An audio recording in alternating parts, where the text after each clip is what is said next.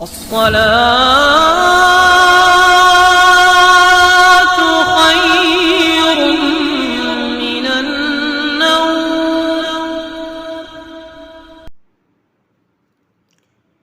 राजा की परीक्षा।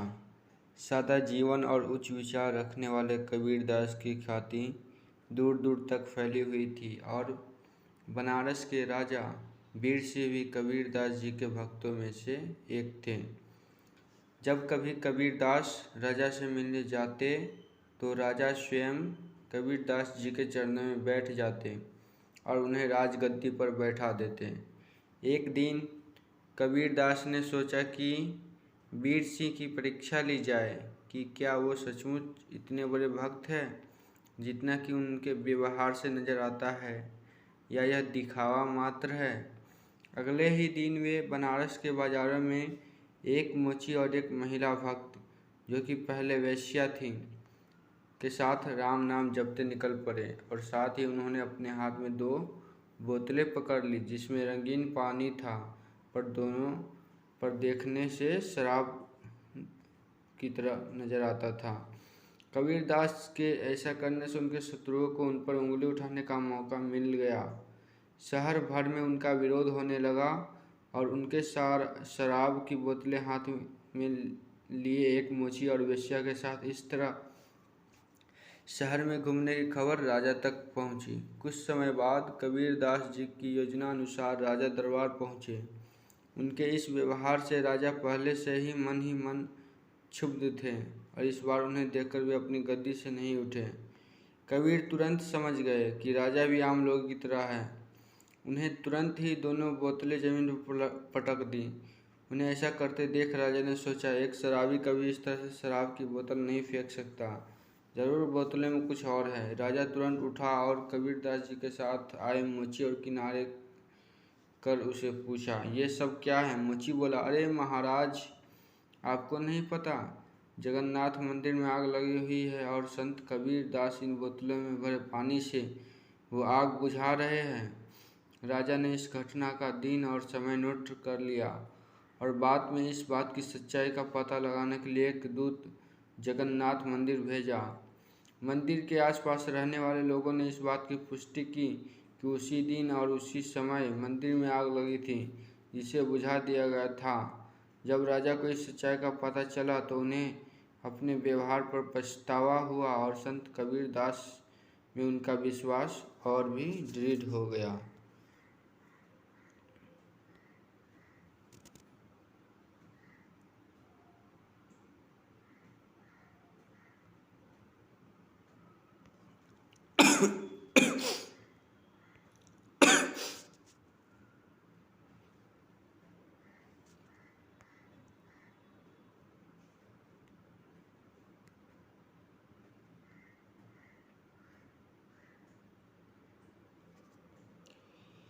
जंगली भैंसों का एक झुंड जंगल में घूम रहा था। तभी एक बछड़े ने पूछा, पिताजी, क्या इस जंगल में ऐसी कोई चीज़ है जिससे डरने की ज़रूरत है?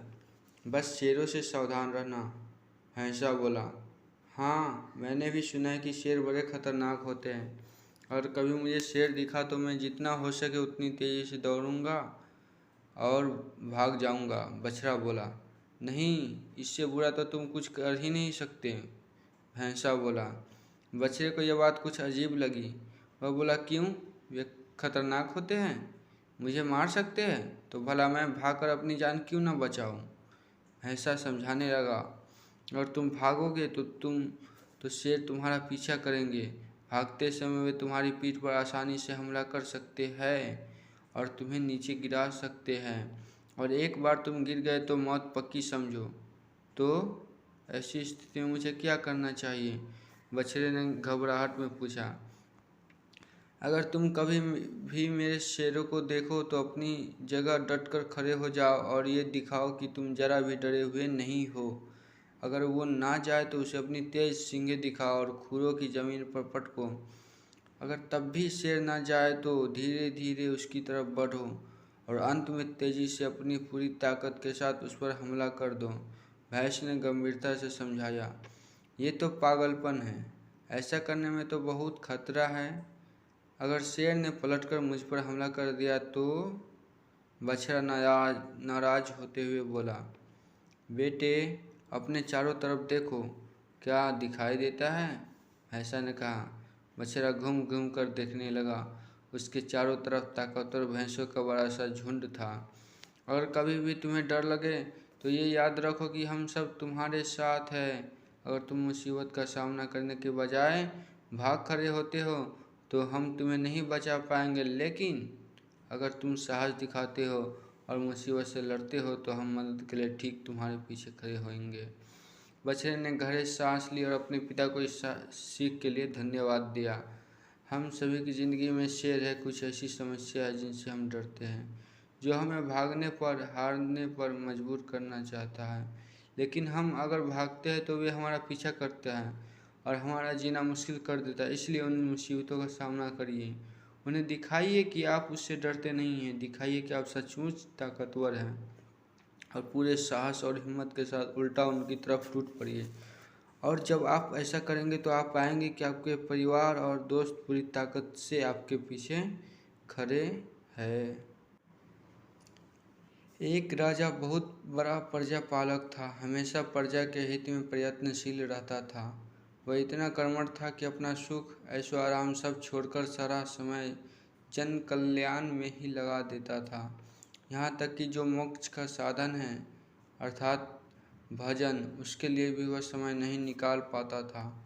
एक सुबह राजा वन की तरफ भ्रमण करने के लिए जा रहा था कि उसे एक देव के दर्शन हुए। राजा ने देव को प्रणाम करते हुए उनका अभिनंदन किया और देव के हाथों में एक लंबी चौड़ी पुस्तक देखकर उनसे पूछा, महाराज, आपके हाथ में यह क्या है? देव बोले, राजन, यह हमारा वही खाता है जिसमें सभी भजन करने वालों के नाम हैं। राजा ने निराशा युक्त भाव से कहा, कृपया देखिए तो इसमें किताब में कहीं मेरा नाम भी है या नहीं। देव महाराज किताब का एक एक पृष्ठ उलटने लगे, परंतु राजा का नाम कहीं भी नजर नहीं आया। राजा ने देव को चिंतित देखकर कहा, महाराज, आप चिंतित ना हो, आपके ढूंढने में कोई भी कमी नहीं है। वास्तव में ये मेरा दुर्भाग्य है कि मैं भजन के लिए समय नहीं निकाल पाता और इसलिए मेरा नाम यहाँ नहीं है।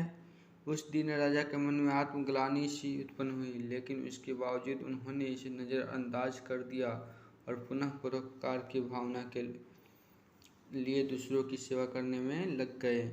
कुछ दिन बाद राजा फिर सुबह वन की तरफ टहलने के लिए निकले तो उन्हें वही देव नजर के महाराज के दर्शन हुए। इस बार भी उनके हाथ में एक पुस्तक थी। इस पुस्तक के रंग और आकार में बहुत भेद था और यह पहली वाली से काफ़ी छोटी थी। राजा ने फिर उन्हें प्रणाम करते हुए पूछा, महाराज, आज कौन सा बही खाता आपने हाथों में लिया हुआ है? देव ने कहा, राजन, आज के बही खाते में उन लोगों का नाम लिखा है जो ईश्वर को सबसे अधिक प्रिय हैं। राजा ने कहा, कितने भाग्यशाली होंगे वे लोग, निश्चित ही वे दिन रात भजन में लीन रहते होंगे। क्या इस पुस्तक में कोई मेरे राज्य का भी नागरिक है? देव महाराज ने वही खाता खोला और ये क्या, पहले पन्ने पर पहला नाम राजा का ही था। राजा ने आश्चर्यचकित होकर पूछा, महाराज, मेरा नाम इसमें कैसे लिखा हुआ है? मैं तो मंदिर भी कभी कभार ही जाता हूँ। देव ने कहा, राजन, इसमें आश्चर्य की क्या बात है?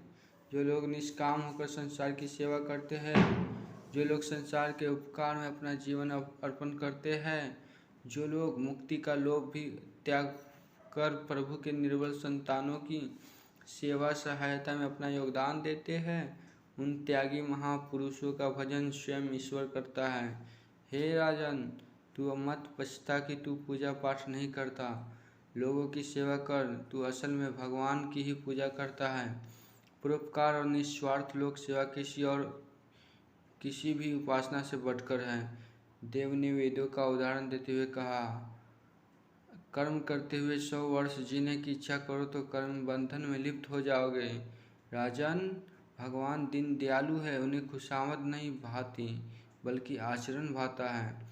सच्ची भक्ति तो यही है कि परोपकार करो, दीन दुखियों का हित साधन करो।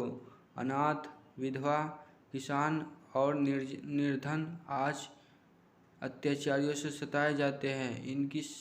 यथाशक्ति सहायता करो और सेवा करो, और यही परम भक्ति है। राजा को आज देव के माध्यम से बहुत बड़ा ज्ञान मिल चुका था। अब राजा भी समझ गया कि परोपकार से बड़ा कुछ भी नहीं, और जो परोपकार करते हैं वही भगवान के सबसे प्रिय होते हैं। मित्रों, जो व्यक्ति निस्वार्थ भाव से लोगों की सेवा करने के लिए आगे आते हैं, परमात्मा हर समय उनके कल्याण के लिए यत्न करता है। हमारे पूर्वजों ने भी कहा है, परोपकाराय पुण्याय भवति, अर्थात दूसरे के लिए जीना, दूसरे की सेवा को ही पूजा समझकर कर्म करना, परोपकार के लिए अपने जीवन को सार्थक बनाना ही सबसे बड़ा पुण्य है। और जब आप भी ऐसे करेंगे तो स्वतः ही आप वह ईश्वर के प्रिय भक्तों में शामिल हो जाएंगे। मैं ऐसा क्यों हूँ? पट्टू तोता बड़ा उदास था। माँ ने पूछा, क्या हुआ बेटा, तुम इतने उदास क्यों हो? माँ, मैं अपनी इस अटपटी चोंच से नफरत करता हूँ।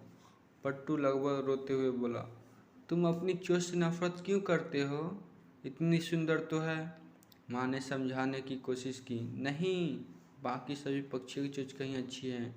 बिरजूबाज, कालू कौआ, कलकी कोयल, सभी की चोंच मुझे अच्छी है, पर मैं ऐसा क्यों हूँ? पट्टू उदास बैठ गया।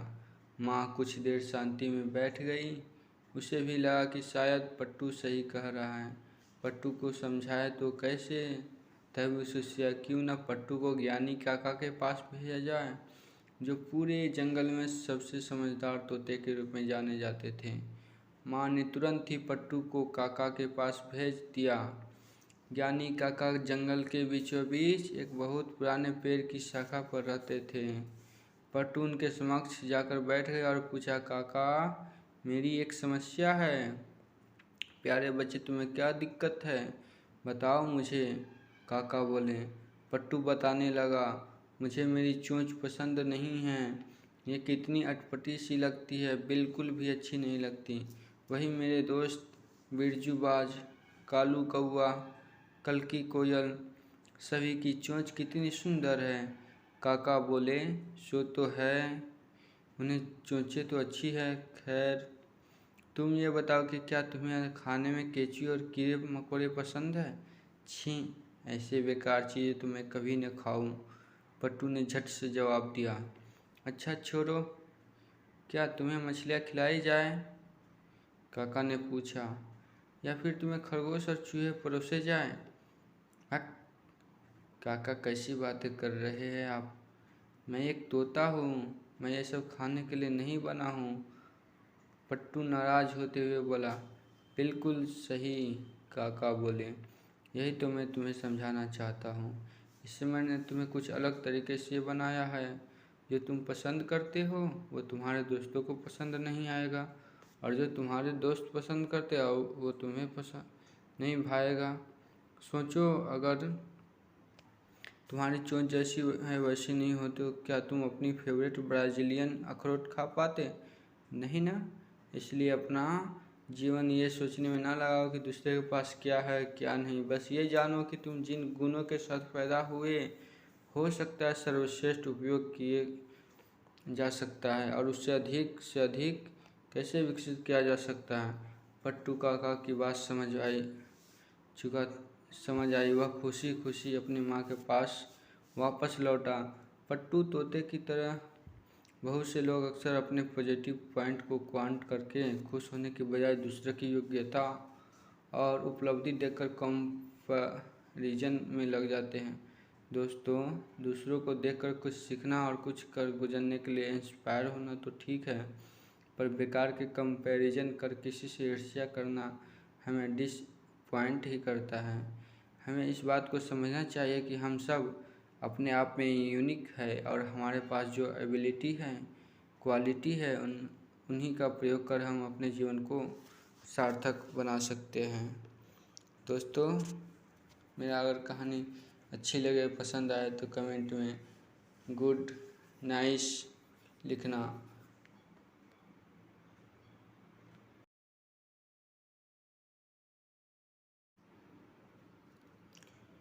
राजा की परीक्षा। सादा जीवन और उच्च विचार रखने वाले कबीरदास की ख्याति दूर दूर तक फैली हुई थी और बनारस के राजा वीर सिंह भी कबीरदास जी के भक्तों में से एक थे। जब कभी कबीरदास राजा से मिलने जाते तो राजा स्वयं कबीरदास जी के चरणों में बैठ जाते और उन्हें राजगद्दी पर बैठा देते। एक दिन कबीरदास ने सोचा कि वीर सिंह की परीक्षा ली जाए कि क्या वो सचमुच इतने बड़े भक्त हैं जितना कि उनके व्यवहार से नजर आता है, या यह दिखावा मात्र है। अगले ही दिन वे बनारस के बाजारों में एक मोची और एक महिला भक्त, जो कि पहले वेश्या थी, के साथ राम नाम जपते निकल पड़े और साथ ही उन्होंने अपने हाथ में 2 बोतलें पकड़ ली जिसमें रंगीन पानी था, पर दोनों पर देखने से शराब की तरह नजर आता था। कबीरदास के ऐसा करने से उनके शत्रुओं को उन पर उंगली उठाने का मौका मिल गया।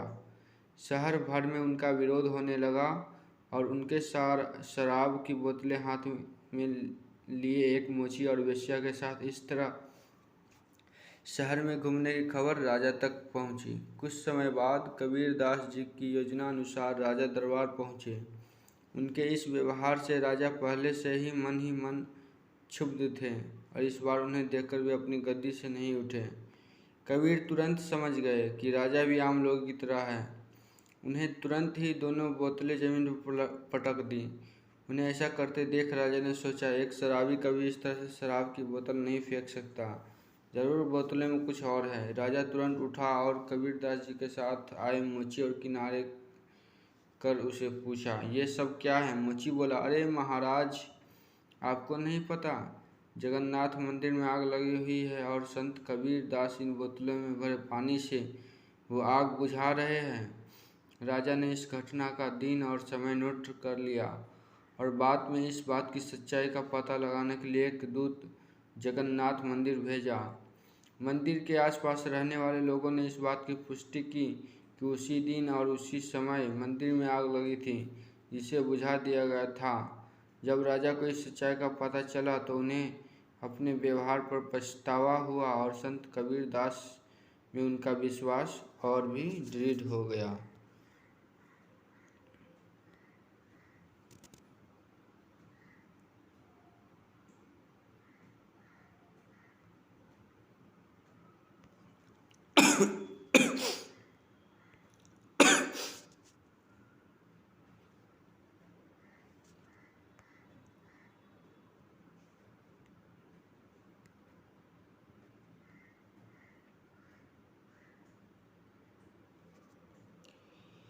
जंगली भैंसों का एक झुंड जंगल में घूम रहा था। तभी एक बछड़े ने पूछा, पिताजी, क्या इस जंगल में ऐसी कोई चीज़ है जिससे डरने की ज़रूरत है? बस शेरों से सावधान रहना, भैंसा बोला। हाँ, मैंने भी सुना है कि शेर बड़े खतरनाक होते हैं और कभी मुझे शेर दिखा तो मैं जितना हो सके उतनी तेज़ी से दौड़ूंगा और भाग जाऊंगा, बछड़ा बोला। नहीं, इससे बुरा तो तुम कुछ कर ही नहीं सकते, भैंसा बोला। बछड़े को यह बात कुछ अजीब लगी। वह बोला, क्यों? वे खतरनाक होते हैं, मुझे मार सकते हैं, तो भला मैं भागकर अपनी जान क्यों न बचाऊं? भैंसा समझाने लगा, और तुम भागोगे तो शेर तुम्हारा पीछा करेंगे।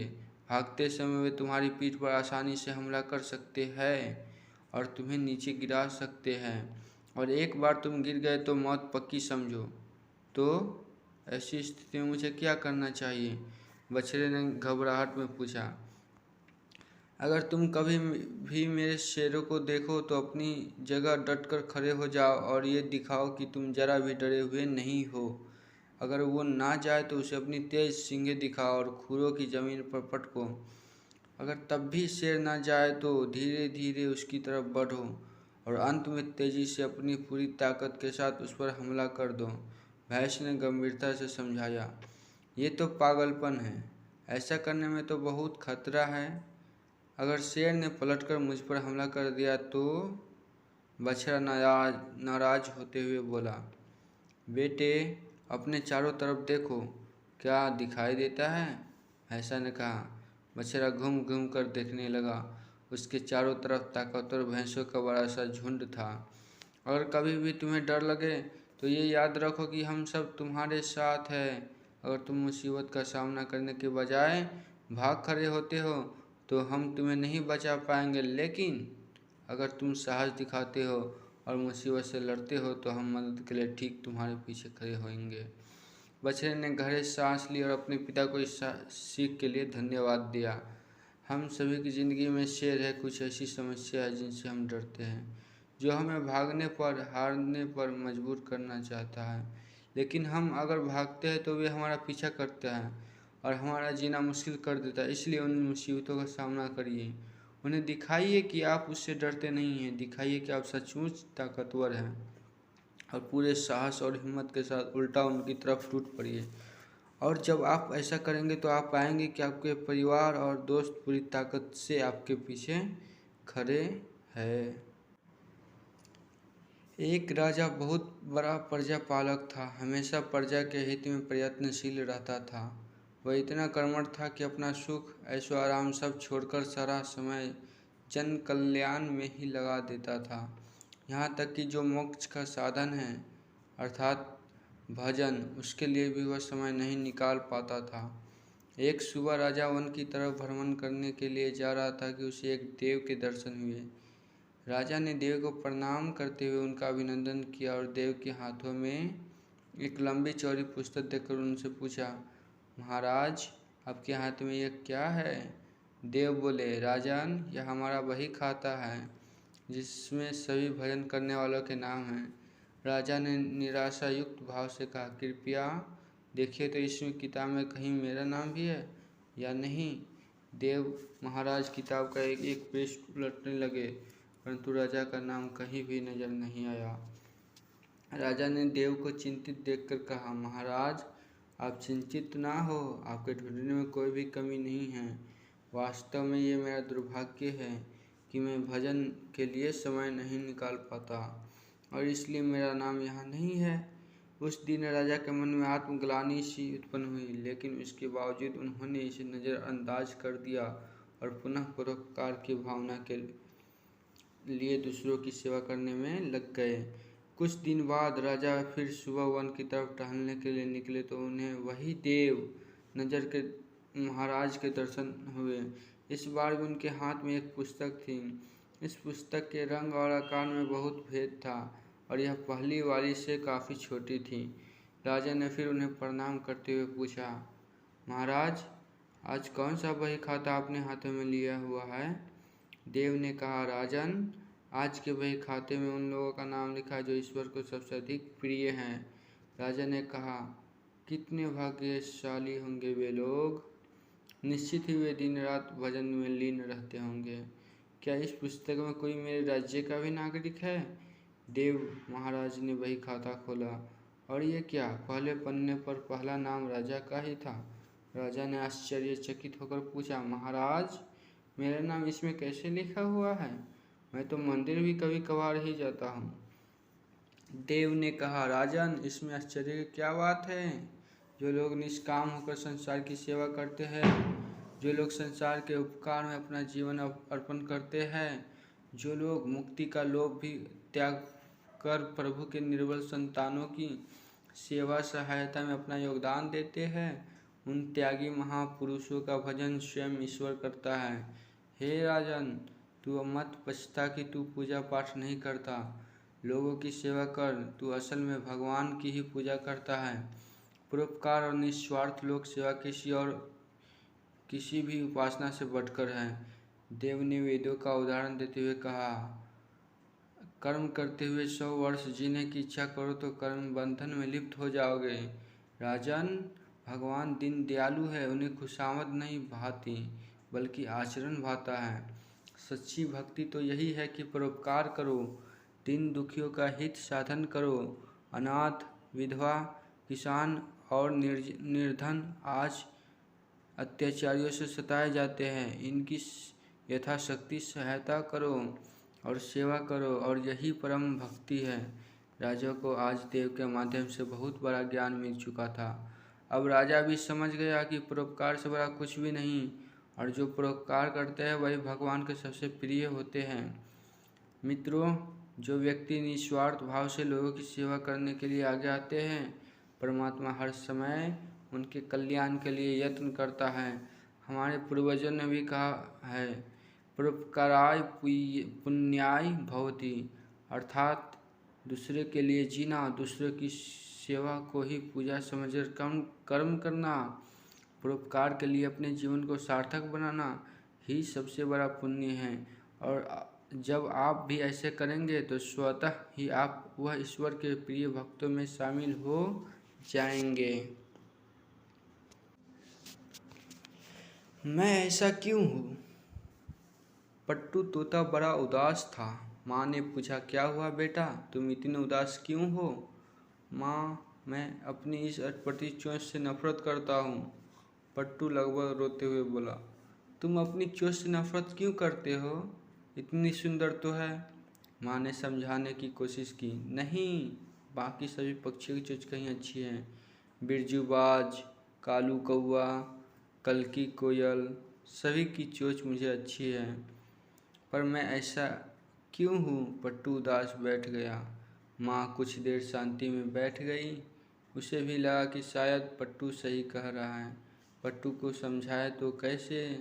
तभी उसे सोचा, क्यों न पट्टू को ज्ञानी काका के पास भेजा जाए, जो पूरे जंगल में सबसे समझदार तोते के रूप में जाने जाते थे। माँ ने तुरंत ही पट्टू को काका के पास भेज दिया। ज्ञानी काका जंगल के बीचों बीच एक बहुत पुराने पेड़ की शाखा पर रहते थे। पट्टू उनके समक्ष जाकर बैठ गया और पूछा, काका, मेरी एक समस्या है। प्यारे बच्चे, तुम्हें क्या दिक्कत है, बताओ मुझे, काका बोले। पट्टू बताने लगा, मुझे मेरी चोंच पसंद नहीं है, ये कितनी अटपटी सी लगती है, बिल्कुल भी अच्छी नहीं लगती। वही मेरे दोस्त बिरजूबाज, कालू कौआ, कल्की कोयल, सभी की चोंच कितनी सुंदर है। काका बोले, सो तो है, उन्हें चोंचें तो अच्छी है। खैर, तुम ये बताओ कि क्या तुम्हें खाने में केंचुए और कीड़े मकोड़े पसंद है? छी, ऐसे बेकार चीज़ें तो मैं कभी न खाऊं। पट्टू ने झट से जवाब दिया। अच्छा छोड़ो, क्या तुम्हें मछलियाँ खिलाई जाए? काका ने पूछा। या फिर तुम्हें खरगोश और चूहे परोसे जाए? हट, काका, कैसी बातें कर रहे हैं आप? मैं एक तोता हूँ, मैं ये सब खाने के लिए नहीं बना हूँ। पट्टू नाराज होते हुए बोला। बिल्कुल सही, काका बोले, यही तो मैं तुम्हें समझाना चाहता हूँ। इससे मैंने तुम्हें कुछ अलग तरीके से बनाया है।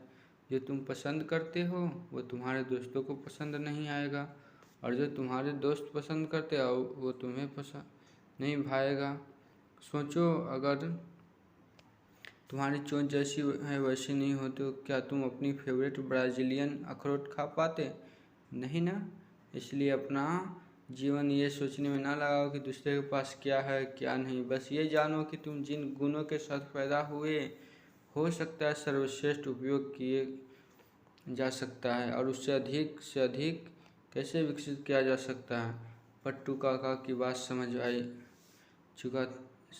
वह खुशी खुशी अपनी माँ के पास वापस लौटा। पट्टू तोते की तरह बहुत से लोग अक्सर अपने पॉजिटिव पॉइंट को क्वांट करके खुश होने के बजाय दूसरे की योग्यता और उपलब्धि देखकर कंपैरिजन में लग जाते हैं। दोस्तों, दूसरों को देखकर कुछ सीखना और कुछ कर गुजरने के लिए इंस्पायर होना तो ठीक है, पर बेकार के कंपैरिजन कर किसी से ईर्ष्या करना हमें डिसपॉइंट ही करता है। हमें इस बात को समझना चाहिए कि हम सब अपने आप में यूनिक है, और हमारे पास जो एबिलिटी है, क्वालिटी है, उन्हीं का प्रयोग कर हम अपने जीवन